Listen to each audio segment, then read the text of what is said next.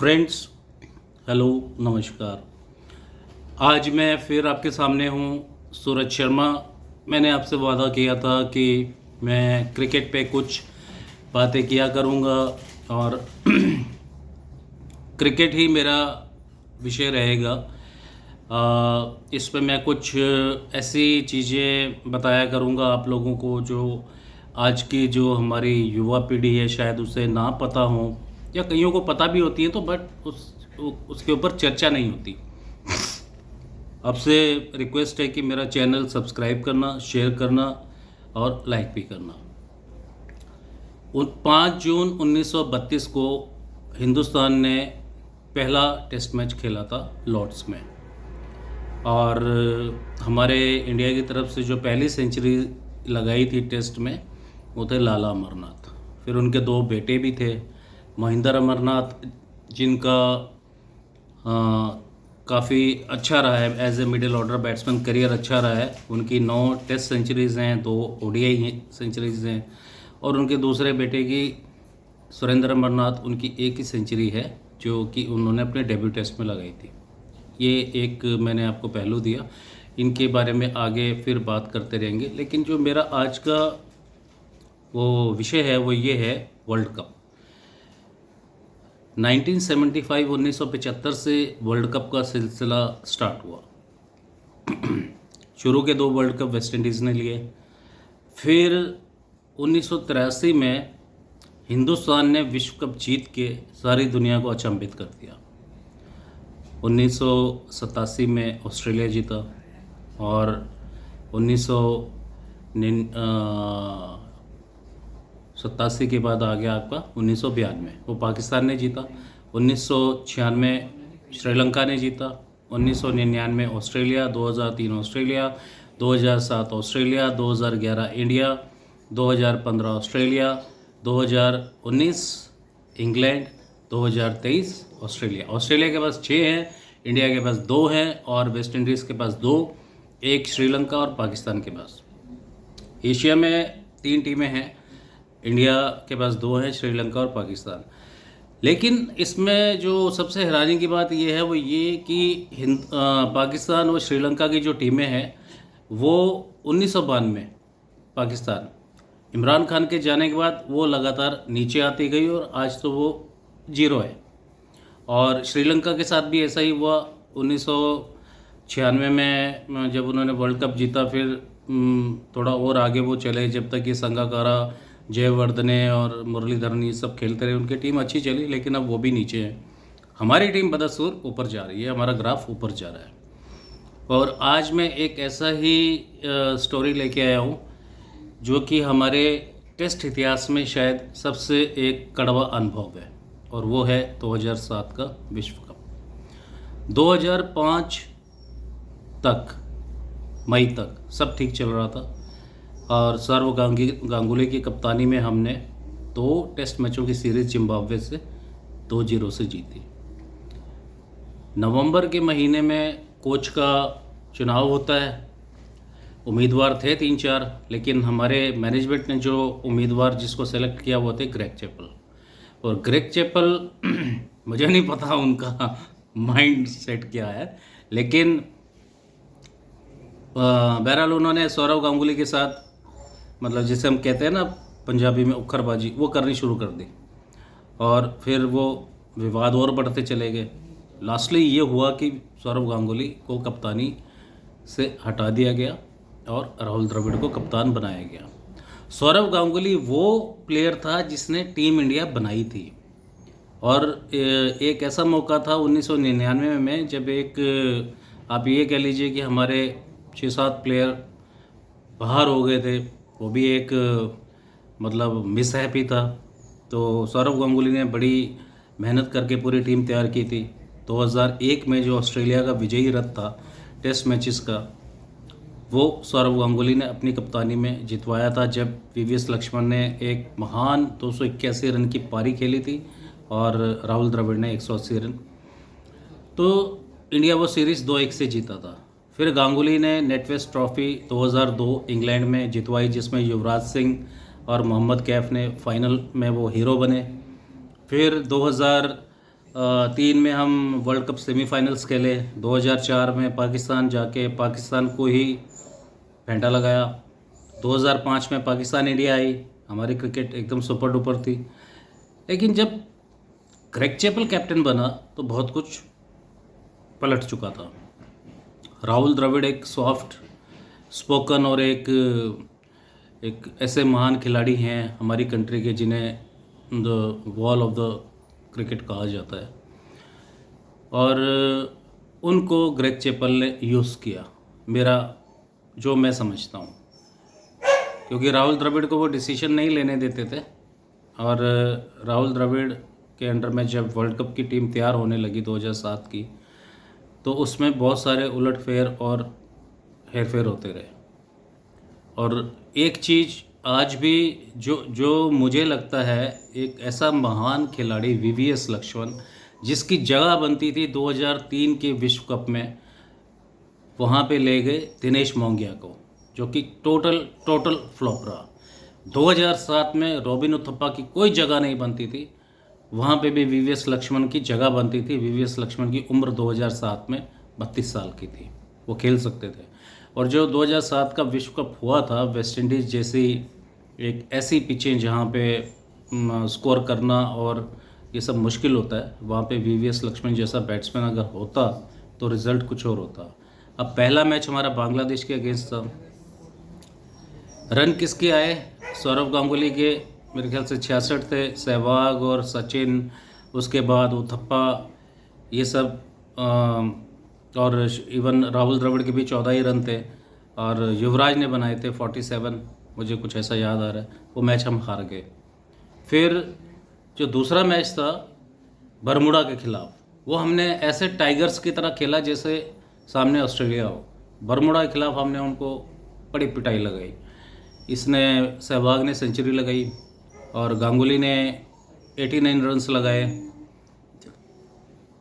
अच्छा, वो इसमें ग्रेग चैपल ने एक काम और किया था कि सचिन को उसने 6 या 7 डाउन भेजा था, और सचिन ने उस डाउन पे भी आके 29 गेंदों पे 57 रन लगाए थे। उससे पहले वो धोनी को भेज चुके थे और युवराज को भी भेज चुके थे। और सबसे बड़ा जो खिलवाड़ ये किया था, सचिन तेंदुलकर जैसा प्लेयर जिसकी 12-13 साल की जो तब तक जो एक करियर था 1996 से लेकर 2007 तक का, वो एज एन ओपनिंग बैट्समैन था, और वह भी डोमिनेटिंग। एक डोमिनेटिंग ओपनिंग बैट्समैन के साथ आप ऐसा खिलवाड़ करके, ये तो वो वाला काम किया था ग्रेग चैपल ने। और सोचने वाली बात यह है कि ग्रेग चैपल जो खुद ऑस्ट्रेलिया का था, वो ये क्यों चाहता कि हिंदुस्तान की टीम ऊपर उठ के अच्छी क्रिकेट खेले, और उधर से बहुत सारे चांसेस थे कि ऑस्ट्रेलिया फाइनल में पहुंचेगी। तो ग्रेग चैपल ये क्यों चाहेगा कि इंडिया ऑस्ट्रेलिया को हरा दे? तो ये समझ से परे थे कि ग्रेग चैपल का सिलेक्शन क्यों हुआ था। मुझे महेंद्र अमरनाथ का वो जुमला भी याद आता है, क्योंकि वो उम्मीदवार थे। उन्होंने कहा था कि अगर मैंने भी फेयर एंड लवली लगाई होती तो आज मैं कोच होता। एनीवे, फिर तीसरा मैच हमारा हुआ, बरमुडा से हम जीत गए। तीसरा मैच श्रीलंका के खिलाफ था, जो हमें जीतना ही जीतना था आगे फर्दर टूर्नामेंट में जाने के लिए। अब श्रीलंका ने बनाए 254 रन, 254। सचिन ने कहा द्रविड़ से कि मुझे ओपन करने दो। देखो, हर प्लेयर का एक माइंडसेट होता है। जो प्लेयर इतना लंबा अरसा ओपनिंग कर चुका हो, उसे पता रहता है कि मैंने गेम को कैसे सेट करना है, अपने साथी के साथ गेम को कहाँ लेके जाना है, और वो चीज़ें उसके दिमाग में होती हैं। तो द्रविड़ ने कहा कि ग्रेग चैपल नहीं मान रहा। उन्होंने कहा एक बार और पूछो, तो उन्होंने फिर मना कर दिया, और उसका रिज़ल्ट वही था। उस मैच में वीरेंद्र सहवाग के 48 रन्स थे, सौरव गांगुली नहीं स्कोर कर सके, और रॉबिन उथप्पा तो पूरे टूर्नामेंट में खैर फेल ही थे, उस मैच में भी फेल। सचिन तेंदुलकर उस मैच में 0 पे आउट हुए दिलारा फर्नांडो की बॉल पे, और राहुल द्रविड़ ने 60 रन बनाए। युवराज ने भी कोई स्कोर नहीं किया। महेंद्र सिंह धोनी 0, उनके पहले मैच में भी 0 थे, और दूसरे मैच में उन्होंने 25 गेंदों पे मेरे ख्याल से 27-28 ऐसे रन बनाए थे। ग्रेग चैपल ने पूरी टीम इंडिया को तितर बितर करके रख दिया था, और बड़ी शान से शुरू के 3 मैचों में इंडिया को घर लेके आ गए। तो ये बड़ा दुखद हादसा था।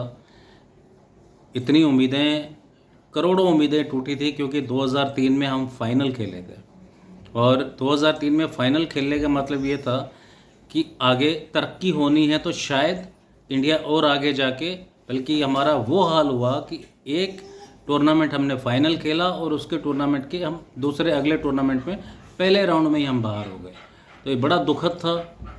आज भी मैं जब वो चीज़ें याद करता हूँ तो ग्रेग चैपल के बारे में सोच के बड़ी हंसी आती है कि कहाँ से ये नमूना हमारा कोच बन गया था। और उसके बाद देखो, जब जैसे ही उसका 2007 में कार्यकाल ख़त्म हुआ तो रवि शास्त्री को इंटरिम कोच लगाया गया, और उसके बाद लालचंद राजपूत को मैनेजर और कोच लगाया गया जब तक परमानेंट को। और हमने 2000 ग्रेग चैपल के बाद फिर एक बेहतरीन क्रिकेट खेली। 2008 में हमने अच्छे सीरीज़ खेली, ये पाकिस्तान के साथ, ऑस्ट्रेलिया के साथ। फिर ऑस्ट्रेलिया में हमने एक सीरीज़ भी जीती थी, वी सीरीज़ करके कुछ ऐसा था, जिसमें ऑस्ट्रेलिया, न्यूजीलैंड, इंडिया थे। सचिन की उस एक मैच में सेंचुरी थी, फिर फाइनल्स में उन्होंने 91 बनाए थे एज ए ओपनर। और सचिन ने 2010 में फिर ग्वालियर में वो मुकाम हासिल किया था एज एन ओपनर, जो धरती पे क्रिकेट में और इस प्लेनेट पे पहली बार हो रहा था, जो उन्होंने एक दिवसीय क्रिकेट में 200 रन नॉट आउट स्कोर किए थे। मैच प्रेजेंटेशन में जब उनसे पूछा गया कि आप ज़्यादा स्कोर कर सकते थे, क्योंकि 195 पे जब सचिन थे तो वो मेरे ख्याल से 45वां ओवर चल रहा था, और हम भी सोच रहे थे कि 225 तक या 230 तक पहुंच जाएगा, लेकिन स्ट्राइक ज़्यादातर धोनी के पास रही। और सचिन ने भी एक बड़े खिलाड़ी और एक बड़ा एक हम्बल जेस्चर देते हुए ये कहा कि धोनी अच्छा बॉल को स्ट्राइक कर रहे थे, तो ये हमारे लिए अच्छा था कि हम टीम के लिए ज़्यादा से ज़्यादा रन इकट्ठे कर रहे थे। बहरहाल 50वें ओवर में उनका 200 हो गया, और ये बहुत बड़ा एक मुकाम था उनके लिए भी, देश के लिए भी। तो ऐसी कई सारी और वो सचिन ने वो इनिंग एज एन ओपनर ही खेली थी। सचिन का डबल तो मेरे ख्याल से 2003 में ही हो जाना था, जब उन्होंने नामीबिया के खिलाफ एक इनिंग्स खेली थी 152 रन की, 40वें ओवर में आउट हो गए थे। और एक न्यूजीलैंड के खिलाफ एक मैच था 2008 या 9 में ऐसे ही था, तो वो 165 पे रिटायर्ड हर्ट हुए थे, 40वें ओवर का गेम चल रहा था। और उसके बाद एक और मैच हुआ था ऑस्ट्रेलिया के साथ, जिसमें वो 175 पे आउट हो गए थे, और टीम इंडिया महज 5-7 रनों से वो मैच हार गई थी। स्कोर अच्छा था, 360 के आसपास का था। तो ये क्रिकेट में ऐसे कई रोचक पल आते हैं, कई रोचक क्षण आते हैं। दुख इस बात का होता है वो 2007 का वाक़या याद करके, कि राहुल द्रविड़ जैसा एक महान खिलाड़ी, एक वो प्लेयर जिसने हिंदुस्तान की क्रिकेट को बहुत कुछ दिया है, और ग्रेग चैपल जब कोच बने तो उन्होंने अपने साथ, वो तो जैसे भी हैं छोड़ो, लेकिन उन्होंने राहुल द्रविड़ की क्रिकेट पे भी बहुत नेगेटिव असर डाला, जिस वजह से राहुल द्रविड़ को गालिबन मेरे ख्याल से वो एक दो साल की क्रिकेट उनके अंदर और थी, लेकिन उन्हें जल्दी जाना पड़ा रिज़ल्ट्स अच्छे ना होने की वजह से। और ये रिज़ल्ट्स बहुत सारे कारणों की वजह से ख़राब हुए थे, जिसमें से एक मुख्य कारण एक ये था ग्रेग चैपल वाला, और एक था जो वीवीएस लक्ष्मण को टीम में इंक्लूड ना करना। और वीवीएस लक्ष्मण का अगर आज भी हम उनसे पूछें ना कि आपकी ज़िंदगी में सबसे बड़ी कमी और सबसे ज़्यादा दुख किस बात से होता है, तो वो ये कहते हैं कि 2003 में विश्व कप टीम में मेरी जगह बनती थी, और मैं कहता हूँ कि 2007 में भी उनकी जगह बनती थी। एनीवे, ये एक स्टोरी थी जो 2007 के वर्ल्ड कप की जो डिज़ास्टर हुआ था उसकी। ये मैंने इसलिए बयान की है कि आजकल जो बच्चे क्रिकेट देखते हैं वो ज़्यादातर आईपीएल या फिर जो T20 और इन सब चीज़ों में मसरूफ़ हो जाते हैं। तो मेरे पास ऐसी जानकारियां हैं, बहुत से ऐसे विनिंग टूर्नामेंट्स की भी हिस्ट्री पड़ी है, और जो ख़राब हुआ है उसका भी तो मैं समय समय पे अपनी वीडियोस बनाऊंगा अपने नौजवानों के लिए, बच्चों के लिए, ताकि उनको हमारी जो क्रिकेट चली आ रही है शुरू से उसके बारे में जानकारी मिले। आप कमेंट्स करना, लाइक भी करना, शेयर भी करना, सब्सक्राइब भी करना और मिलते हैं आपसे अगले वीडियो में। Thank you very much.